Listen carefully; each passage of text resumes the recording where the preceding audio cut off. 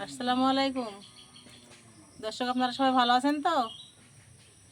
আল্লাহর রহমতে আমিও ভালো আছি। সোনা ভানু কিচেনে থেকে সবাইকে স্বাগতম। আমি সোনা ভানু। আজকে এই যে সবজি কেটে কেটে রান্নাঘরে নিয়ে হাজির হয়ে গেছি।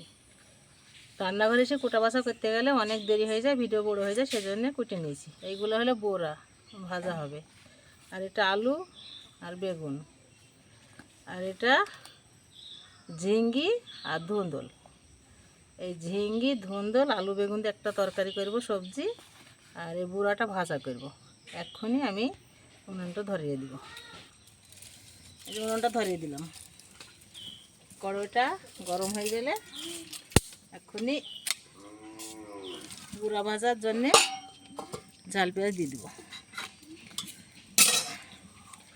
কড়াইটা গরম হয়ে এসছে, পেঁয়াজ কুচি আর কাঁচামরিচের কুচি দিয়ে দিলাম।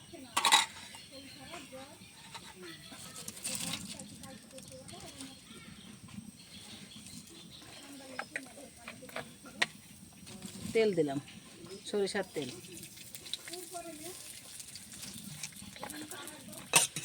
সুন্দরভাবে ঝাল পেঁয়াজটা লাল হয়ে গেছে। বুড়াটা ঢেলে দিলাম। বিসমিল্লাহ।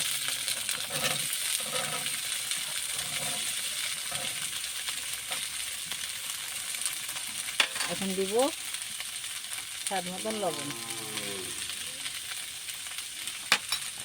আর কালার মতো হলুদের গুঁড়ো আর একটু জিরের গুঁড়ো। নাড়াচাড়া করে রেখে দেবো। সুন্দর করে লবণ হলুদ জিরে মিশিয়ে দিয়ে ঢাকা দিব। সুন্দরকে নাড়া হয়ে গেছে, এই ঢাকনা দিয়ে ঢাকা দিয়ে দিলাম।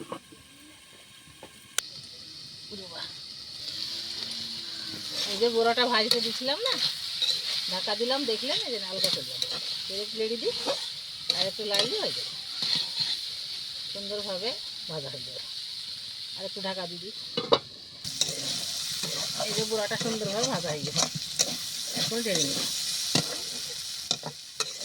লাড়াচাড়া করি, ঢেলে নিব। বিসমিল্লাহ। সুন্দর হয়ে ভাজা হয়ে গেছে। ভাজা হয়ে দেখছেন তো, গাগুলো জড়ো জড়ো হয়ে গেছে। গাগুলো টাইট ছিল, এখন গাগুলো জড়ো জড়ো। দুটো রান্নাঘরে রেসিপি বানাবো। একটা হয়ে গেল ইয়ের ভাজা, পোড়া ভাজা।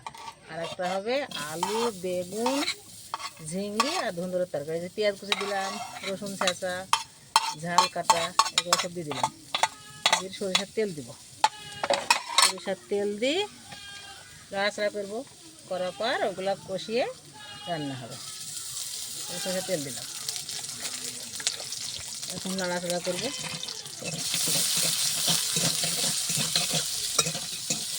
সুন্দরভাবে একটু কষিয়ে দেব ঝাল পেঁয়াজটা।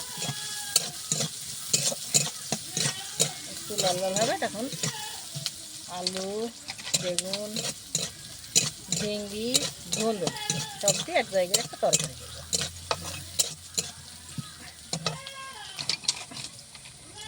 সুন্দর লাগে। সব থেকে আমার প্রিয় তরকারি ধুন্দুল। ধুন্দুল যদি রান্না করা যায় খুব টেস্টি হয়, খুব সুন্দর হয়, ভাত খেয়েই তৃপ্তি হয়। এগুলো আমার লাল হয়ে গেছে, দিলাম বেগুন। এগুলো ঢেলে দিয়ে একটু হলুদ দিয়ে লাড়াচাড়া করি। এখন আর কিছু দিব না, একটু হলুদ দিয়ে লাড়াচাড়া করবো।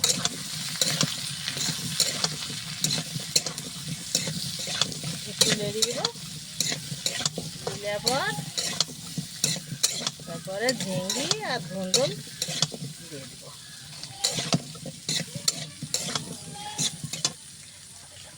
তো বেগুন সুন্দরভাবে কষানো হয়ে গেছে। এই ধুন্দুল আর ঝিঙ্গি দিয়ে দেব। এবার দিব জিরের গুঁড়ো। জিরে গুঁড়ো দিলাম, আর একটু হলুদের গুঁড়ো। হলুদের গুঁড়ো দিলাম কালার মতো। আর লবণ দেবো স্বাদ মতো। দেখুন নাড়াচাড়া করি, ঢাকা দিয়ে দেবো। মনে হচ্ছে এক করো, রান্না হয়ে কিন্তু অল্প হয়ে যাবে, বলে যাবে এই অল্প হয়ে যাবে। একটু ঢাকা দিবি, আমি জুম করে দিয়েছি। এই ঢাকনাটা আলাদা করলাম, দেখছি রসটা কটকট আছে কি মরেছে। এই যে রসটা প্রায় মরে এসছে, আর একটু হলে হয়ে যাবে। দেখি আলু সিদ্ধ হয়েছে কি, আর একটু হবে হালকা সিদ্ধ, তাহলে আমার তরকারিটা হয়ে যাবে।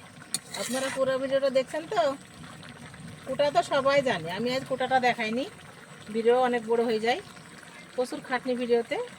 কোটা বাসা দেখাতে গেলে 1-1 ঘন্টা হয়ে যাবে, এখন আপনারা টাইম পাবেন না ভিডিও দেখার, তারপরে আবার অনেক নেট লাগবে, সেজন্য ছোট্ট করেই রান্নাটা দেখালাম। পুরো ভিডিওটা আপনারা দেখবেন সবাই, আর দেখি আপনারা পছন্দ মতো রান্না করি খাবেন। আর একটু হলেই আমি এই তরকারিটা ঢেলে ফেলব, আমার রান্না হয়ে যাবে। বাহ, কত সুন্দর কালার আর কত সুন্দর সেন্ট বেরোচ্ছে, মনে হচ্ছে মাংস রান্না করছে।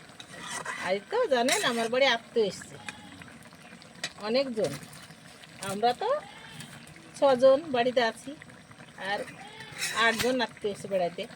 সবাই মিলি তরকারিটা সুন্দর করে রান্না করে খাওয়া হবে, সবজি তরকারি দিয়ে আত্মীয়দের খাওয়াই দিব। আর আপনারা আমার এই ভিডিওটা দেখি লাইক কমেন্ট শেয়ার করবেন, আমার চ্যানেলটাকে সাবস্ক্রাইব করবেন, আপনারা আমাকে সহযোগিতা করবেন।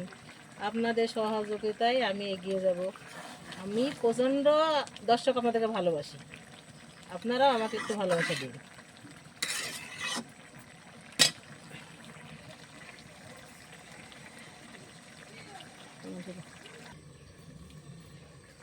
আমার রান্নাটা সুন্দরভাবে হয়ে গেছে, এবার আমি তরকারিটাকে ঢেলে নেব। বিসমিল্লাহ।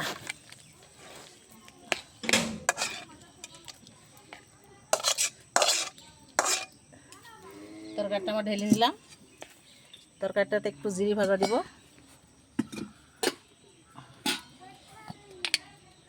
তরকারিতে জিরে ভাজা দিলেই তরকারিটা আমার সুন্দরভাবে হয়ে যাবে।